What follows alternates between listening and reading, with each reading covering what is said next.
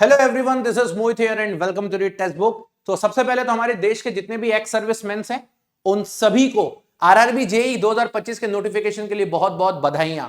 Last year की अगर मैं बात करता हूं तो लास्ट ईयर जब आरआरबी जेईई का नोटिफिकेशन आया था तो बहुत सारे एक्स सर्विसमैन ऐसे थे जिनसे मैं रेगुलर टचअप में था, जिन्होंने आरआरबी जेईई को अपीयर किया था। नॉर्मली अगर हम बात करते हैं आरआरबी जेईई का फॉर्म तो बहुत सारे स्टूडेंट्स फिलअप करते हैं, चाहे वो फ्रेशर्स हो या कोई भी हो, लेकिन एक्स सर्विसमैन भी हैं जो हमारे देश के अंदर, चाहे वो डिफेंस सिस्टम से आते हो या देश के किसी भी डिपार्टमेंट से अगर वो रिटायर्ड हुए हैं तो वो भी इस फॉर्म को फिलअप करते हैं ताकि वो अपने फ्यूचर के बेटरमेंट के लिए आगे चीजों को सोच पाए। तो आज की बात मैं कुछ इसी तरीके से करने वाला हूं और खास करके मैं उन एक्स सर्विसमैन से बात करने वाला हूं जो इस एग्जाम फॉर्म को फिलअप करने वाले हैं। लास्ट ईयर के थ्रू या मैं पिछले 1-2 साल से देख रहा हूं बहुत सारे एक्स सर्विसमैन ऐसे हैं जिनको कंटेंट को लेकर के दिक्कत होती है। एक्स सर्विसमैन जितने भी हैं उनको कोई ये इशू नहीं है, तो उन सभी को मैं ये बोलना चाहूंगा कि आपको ये दिक्कत नहीं है कि आपको कहां से पढ़ना है, आपको ये दिक्कत नहीं है कि आपको कैसे पढ़ना है, आपको दिक्कत आती है कि एग्जैक्टली पढ़ना क्या है। ऑलरेडी आप इतने मैच्योर्ड होते हैं, ऑलरेडी हमारे एक्स सर्विसमैन जो हैं वो इतने ज्यादा मैच्योर्ड होते हैं कि वो चीजों को अपनी एग्जीक्यूट कर सकते हैं। उन्हें फाइनेंशियली कोई दिक्कत नहीं होती, चाहे वो कोर्स को लेकर के हो या टेस्ट सीरीज को लेकर हो, बट कहीं ना कहीं उनके मन में एक मोटिव होती है कि जब भी वैकेंसीज ज्यादा आए जैसे रेलवे जैसे एग्जाम्स के अंदर, तो वो उस चीज को एक ही बार में ग्रैब कर लें और ज्यादा टाइम वेस्टिंग उसके अंदर ना करें। तो आज मैं आपसे कुछ इसी तरीके से बातें करना चाहूंगा। ये मेरी एक्सक्लूसिवली वीडियो सिर्फ उन्हीं स्टूडेंट्स के लिए है जो as a ex serviceman quota के अंदर आरआरबी जेईई 2025 का फॉर्म भरने वाले हैं और तैयारी करने वाले हैं। चलिए सबसे पहले तो आरआरबी जेईई के थोड़े से बैकग्राउंड को समझने की कोशिश करते हैं। नॉर्मली अगर मैं रेलवेज की बात करता हूं तो ये आपके सामने सीबीटी 1 का एग्जाम पैटर्न होता है जहां पर मैथमेटिक्स, रीजनिंग जिसको आप लोग बोलते हो, जनरल अवेयरनेस और जनरल साइंस, ये 4 टॉपिक आपको यहां पर देखने को मिलते हैं। 100 नंबर का ये पेपर होता है और 100 नंबर में से आपके 90 मिनट्स का ये पेपर होता है। तो ज्यादा बातें इसके बारे में नहीं करेंगे। देन चलते हैं अपन लोग सीधे सीबीटी 2 के ऊपर। जब आप सीबीटी 1 क्लियर करेंगे तो सीबीटी 2 के अंदर एंटर कर जाएंगे। तो सीबीटी 2 में वापस से आप लोगों से बेसिक्स ऑफ एनवायरनमेंट पूछा जाता है, देन टेक्निकल एबिलिटीज 100 क्वेश्चन पूछे जाते हैं, basic computer and application 10 question पूछे जाते हैं, जनरल अवेयरनेस के 15 सवाल आपसे पूछे जाते हैं और फिजिक्स केमिस्ट्री के 15। मतलब सीबीटी 1 में जो आपने एप्टीट्यूड रीजनिंग पढ़ी थी वो पूरी तरीके से हट जाती है और सीबीटी 2 में आपका यह हिस्सा आ जाता है। आरआरबी की अगर हम बात करते हैं तो मेरिट जो है वो सीबीटी 2 के बेसिस पे बनती है, ना कि सीबीटी 1 के बेसिस पे। सीबीटी 1 आप लोगों का सिर्फ एक क्वालिफाइंग है, आपको अपना एक पर्टिकुलर कट ऑफ जो आपका जारी होगा नंबर ऑफ वैकेंसीज के अकॉर्डिंग वो क्लियर होगा। बहुत बार ऐसा भी होता है कि एक्स सर्विसमैन को यह भी लास्ट ईयर दिक्कतें आई थी कि सर कौन से जोन से हमें फॉर्म फिलअप कर देना चाहिए ताकि मेरा सिलेक्शन हो जाए। तो देखिए मैं आपको एक ही चीज बोलूंगा, आप वो सभी कैंडिडेट्स की कैटेगरी में आते हैं जो देश में कहीं ना कहीं जॉब कर चुके हैं और आपको एक जॉब का बहुत अच्छा आइडिया ऑलरेडी हो चुका है और अब आप अपनी फैमिली को आगे सर्व करने के लिए चीजों को सोचते हैं। तो मेरा आपसे एक यही रिक्वेस्ट होगा कि आप देश में उसी पर्टिकुलर जोन से फॉर्म फिलअप करिए जहां पे आप ये सोचते हैं कि आप अपनी फैमिली के साथ आने वाले टाइम में बेहतर तरीके से रह पाएं। आपको ऐसा नहीं है कि यार मैं ना किसी भी जोन से फॉर्म फिल कर दूं और मुझे बस जॉब मिल जाए। आपको जॉब की नीड नहीं है, आपको एक स्टेबिलिटी की नीड है और आपको कहीं ना कहीं एक ऐसी चीज की नीड है कि यार हां अब मुझे ना यहां रहना है तो मुझे पर्टिकुलरली इस जगह पे भरना है। तो मैं आपके लिए यही बोलूंगा कि आप उसी जोन से फॉर्म फिलअप करें जहां पे आप एग्जैक्टली रहना चाहते हैं। उसके रिगार्डिंग में एक वीडियो भी बनाऊंगा कि कौन सा जोन देश का किस जगह तक फैला हुआ है। नाउ बात आती है कंटेंट को पढ़ने के लिए। देखिए बहुत सारी समझ आपके अंदर ऑलरेडी है, आप सेल्फ स्टडी भी कर सकते हैं, लेकिन कहीं ना कहीं मुझे ऐसा लगता है एप्टीट्यूड रीजनिंग जैसी चीजों को तो आप सेल्फ स्टडी कर भी सकते हो, शायद जीके भी आप सेल्फ स्टडी के फॉर्म में चले जाओगे, लेकिन कहीं ना कहीं टेक्निकल की आपको दिक्कतें होना स्टार्ट होगी बिकॉज बहुत लंबे समय से टेक्निकल का पोर्शन आपका छोटा हुआ होगा। तो मैं आपको ये बताऊंगा कि सीबीटी 2 के लिए आपको बहुत ज्यादा मेहनत करने की जरूरत होगी एट प्रेजेंटली। बहुत सारे हमारे एक्स सर्विसमैन ऐसे भी हैं जो काफी लंबे समय से तैयारी कर रहे हैं बाकी एग्जाम्स को लेकर, तो मे भी शायद उनको इतनी दिक्कत ना हो, लेकिन कहीं ना कहीं आपको दिक्कत होगी। आप सेल्फ स्टडी के थ्रू भी अपनी तैयारी को कर सकते हैं, एज सच कोई दिक्कत नहीं है। बहुत सारी मार्केट्स में बुक हैं, हमारी स्टैंडर्ड ऑथर्स की बुक हैं। जब आप कॉलेज वगैरह में रहे होंगे तब आपने स्टैंडर्ड बुक्स को भी देखा होगा हर सब स्ट्रीम के अंदर, चाहे civil, mechanical, electrical, electronics. But कहीं ना कहीं होता क्या है, जब हम स्टैंडर्ड बुक्स के थ्रू जाने की कोशिश करते हैं तो it takes time, a lot of time लग जाता है और हमें यह नहीं पता होता है कि एग्जैक्टली हमें आज की डेट में कॉम्पिटिटिव एग्जाम के हिसाब से क्या पढ़ना है और क्या छोड़ना है। इसीलिए कहीं ना कहीं मेरा या हम ऐसे लोग जो इस फील्ड के अंदर पिछले 10-12 साल से आप लोगों को गाइड कर रहे हैं, और हमें कहीं ना कहीं पता है कि एग्जैक्टली आपको पढ़ना कितना है और छोड़ना कितना है। दूसरी बात, बहुत बार ऐसा भी होता है एक्स सर्विसमैन के मन में यह आ जाता है, जैसे लास्ट टाइम मुझे याद है 2 से 3 ऐसे कैंडिडेट थे जो इंडियन नेवल एकेडमी या मैं बोलूंगा नेवी से रिटायर्ड थे। उनका ये कहना था कि सर अब टच में नहीं है बहुत सारी चीजों को लेकर के, तो क्या स्टार्टिंग से स्क्रैच से करेंगे तो कर पाएंगे। तो मैंने उनको यही बोला कि देखिए जब आप पढ़ाई करते हैं तो मैं भी चीजों को स्क्रैच से ही बताता हूं।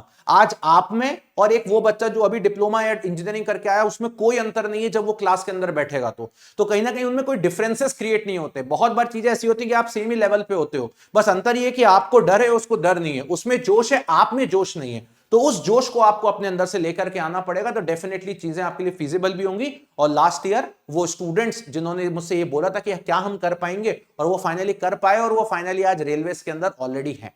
तो सबसे पहली चीज मैं बोलूंगा जोन प्रेफरेंस। तो देखिए जोन प्रेफरेंस आप अपने अकॉर्डिंग करिए, इसमें मेरी कोई सलाह नहीं है, आप जहां रहना पसंद करते हैं वहां करिए। अगर वहां पर वैकेंसी आपकी नहीं है तो आप उसके नियर बाय जोन को प्रेफर करिए, या अगर आप चाहते हैं आप अपना होम स्टेट में रहना तो आप अपने होम स्टेट के ही जोन को प्रेफर करें। इसमें आप बिल्कुल भी ये मत सोचें कि वहां वैकेंसी कम है या ज्यादा, दैट डज नॉट मैटर, क्योंकि आपके लिए जॉब पाना इंपॉर्टेंट नहीं है, उसके लिए पहले इंपॉर्टेंट है कि आपको एक्जैक्टली रहना कहां पे।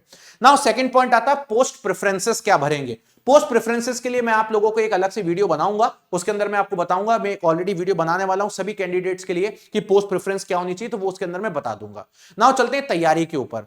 तो अगेन मैं एक ही चीज बोलूंगा, एप्टीट्यूड, रीजनिंग और जीके आप सेल्फ स्टडी से कर सकते हो। कहीं ना कहीं आपके अंदर उतनी मैच्योरिटी, आपके अंदर उतनी समझ है, इवन साइंस तक भी कर सकते हो। मुझे लगता है कहीं ना कहीं सीबीटी 1 का हिस्सा आप सेल्फ स्टडी से भी कर सकते हो, बट आपको लगता है कि नहीं अगर प्रॉपर गाइडेंस चाहिए तो वो सारी चीजें हमारे पास ऑलरेडी हैं। लेकिन टेक्निकल एबिलिटीज के लिए जो सीबीटी 2 का मेन हिस्सा है वहां पर आपको एफर्ट्स मारने ही पड़ेंगे क्योंकि उसका जो सिलेबस है वो आपको पूरा कवर करना पड़ेगा, वो भी सीबीटी 2 के पहले। सीबीटी 1 तो ठीक है 2-3 महीने के अंदर अंदर देखने को मिल जाएगा, लेकिन उसके बाद सीबीटी 2 की तैयारी हमें अभी से ही स्टार्ट करनी पड़ती है और हमें सारी चीजों को साथ में ही लेके चलना पड़ता है।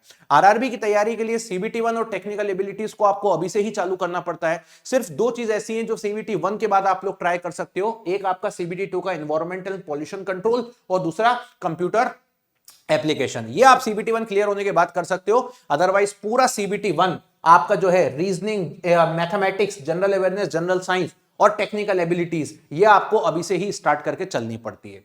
नाउ द पॉइंट इज, ये हमारे पास कुछ सिलेबस है। जैसे मैथमेटिक्स की अगर मैं बात करता हूं तो ये आपके पास सिलेबस अवेलेबल है।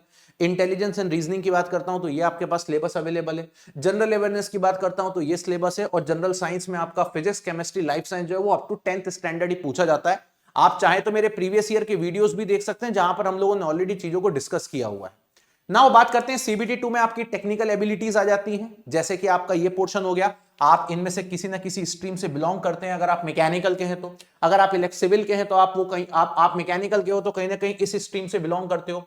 आप सिविल इंजीनियरिंग के हो तो सिविल इंजीनियरिंग की स्ट्रीम से बिलोंग करते हो। इलेक्ट्रिकल के हो तो इलेक्ट्रिकल की एलाइड इंजीनियरिंग से बिलोंग करते हो, और इस तरीके की सारी चीजें हैं। कुछ पर्टिकुलर हमारे मेडिकल स्टैंडर्ड्स भी होते हैं जो रिस्पेक्टिव अलग अलग कैटेगरी के अलग अलग हैं, तो कहीं ना कहीं आप इसमें से किसी ना किसी मेडिकल स्टैंडर्ड के अंदर हो सकता है फिट ना बैठो, तो वो पर्टिकुलर के लिए आप कैटेगरी के लिए एलिजिबल नहीं हो। अदरवाइज कहीं ना कहीं C1 हो गया या B2 हो गया, यहां पर मैक्सिमम हर एक कैंडिडेट यहां पर एलिजिबल होता है। ये रेलवे के अपने क्राइटेरिया है जो आपको पता होना चाहिए। नॉर्मली अगर आपको ये लगता है, ये जानना है कि वाकई में आरआरबी जेईई की तैयारी करने के लिए, देखिए आरआरबी जेईई की क्यों तैयारी आपको करना चाहिए, इसके पीछे का भी मैं एक लॉजिक बताता हूं। बिकॉज अगर आप चाहते हैं कि आप टेक्निकल डोमेन के अंदर रहें तो नंबर ऑफ वैकेंसीज बहुत ज्यादा है, राइट। दूसरी बात, अगर एक बार आप इसकी तैयारी करते हैं एवरी ईयर आरआरबी जेईई है तो कहीं ना कहीं वो आपके लिए बेनिफिशियल है। और अगर आप इसकी तैयारी करते हैं तो ऐसे आप अपने स्टेट के भी बहुत सारे टेक्निकल के एग्जाम्स हैं जिनको आप कवर अप कर सकते हैं, क्योंकि एक बार इसका सिलेबस करने के बाद आपको एक अच्छा खासा एज मिल जाता है ताकि आप और भी एग्जाम्स को कैटर कर सकते हो आप अपने in future with in 1 to 2 years.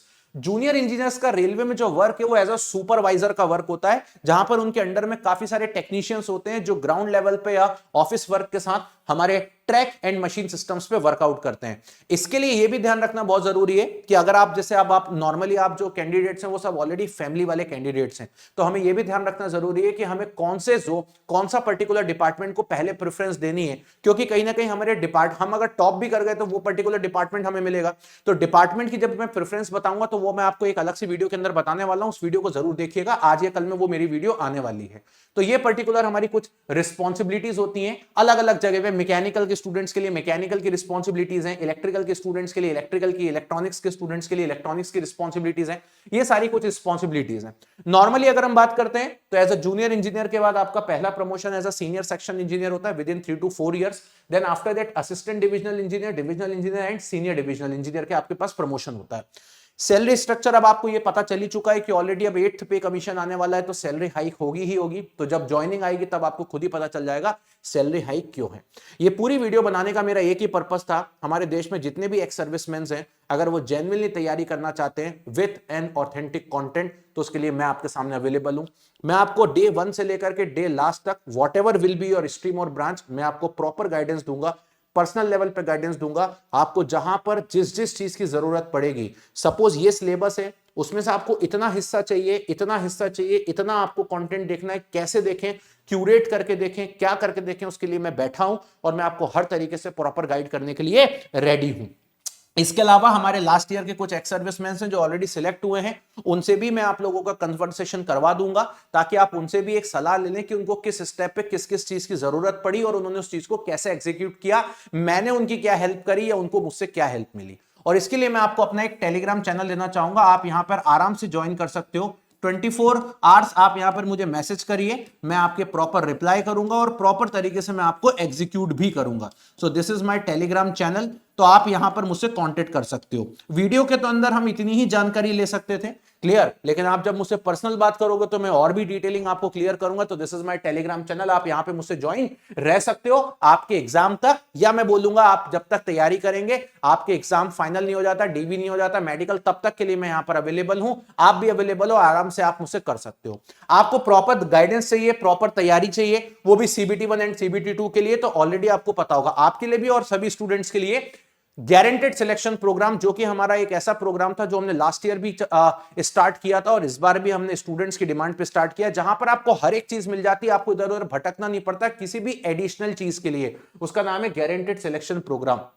मेरी इसी वीडियो के नीचे इसकी लिंक आपको देखने को मिल जाएगी, ये फोन नंबर भी है, आप यहां पे जीएसपी प्रोग्राम से रिलेटेड बातें कर सकते हैं। आप बोलोगे सर क्या होता है इसके अंदर, तो एक स्टूडेंट को तैयारी करने के लिए जिस भी चीज की जरूरत है, वॉट एवर इट इज, वो सारी चीजें आपको यहां पर मिल जाएंगी। इस लिंक के अंदर आप जाइएगा और ये civil, electrical, mechanical, EC, CSIT, whatever will be your stream, आप यहां जा सकते हो। मान लीजिए मैं इलेक्ट्रिकल पे चला जाता हूं, तो गारंटेड सिलेक्शन प्रोग्राम में CBT 1 CBT 2 का लाइव बैच होता है, live and recorded both CBT 1 CBT 2 all subjects, English and Hindi both. इसके अलावा और क्या होता है, इसके अलावा online and offline test series, formula chart, last moment पे रिवीजन कैप्सूल, एवरीथिंग एल्स इसी के अंदर इंक्लूडेड होती है। और इसको हमने जिस तरीके से क्यूरेट किया है वो आपको इसके अंदर देखने के बाद ही पता चलेगा।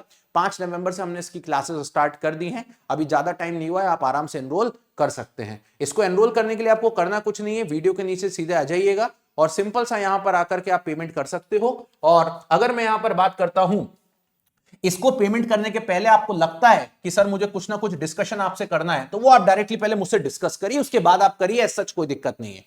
इसके बाद मैंने आपको एक फोन नंबर भी दिया है, अगर आप डायरेक्ट पेमेंट करना चाहते हैं आप डायरेक्ट पेमेंट करिए by using textbook universal coupon code Mohit K. ये टेक्स्ट बुक का यूनिवर्सल कूपन कोड है मोहित के। कुछ किताबें हैं टेक और नॉन टेक दोनों की, CBT 1 CBT 2, ये हम आपके एड्रेस पे डिलीवर करते हैं, जो कि क्वेश्चन प्रैक्टिस को लेकर के क्लासेस होती हैं। और ये टेक्स्ट बुक का यूनिवर्सल कूपन कोड है, ये आप इसको अप्लाई करके यहाँ पे अपने मैक्स टू मैक्स डिस्काउंट पा सकते हैं। आज कुछ ऑफर चल रहा है जिसके ऊपर ये बात मैं आप लोगों को बता रहा हूं, ताकि आप इसमें डिस्काउंटेड प्राइस के अंदर ले सकते हैं। ये आपके CBT 2 एग्जाम तक आपके पास अवेलेबल रहने वाला है, टिल CBT 2, जब तक कि आपका RRB का पूरा पेपर कंप्लीट नहीं हो जाता। Now the point is, before buying this, need है सर आपसे बात करना, तो मैंने टेलीग्राम चैनल भी दिया है, और ज्यादा डिस्कस करना है कॉन्टेक्ट नंबर भी दिया हुआ है। आप जो बात करना चाहते हैं वो संतुष्टि होकर के फिर आप अपने एक रास्ते को बनाना चालू करें। और इस रास्ते में अगर मैं एक अच्छा भागीदार आपका रहा तो ये मेरे लिए भी एक बहुत गर्व की बात होगी कि कहीं ना कहीं मैं रेगुलर उन बच्चों को तो पढ़ा ही रहा हूं इतने टाइम से, लेकिन जितने भी हमारे देश के एक सर्विसमैन है, अगर मैं उनके रिजल्ट के लिए भी भागीदार रहा तो ये मेरे लिए बहुत गर्व की बात होगी। तो चलिए इस मिशन के अंदर आगे बढ़ते हैं। मैं पूरी मेहनत करने के लिए आपके लिए रेडी हूं, बस आप रेडी हो जाइए। So thank you so much, bye bye, take care and love you everybody guys.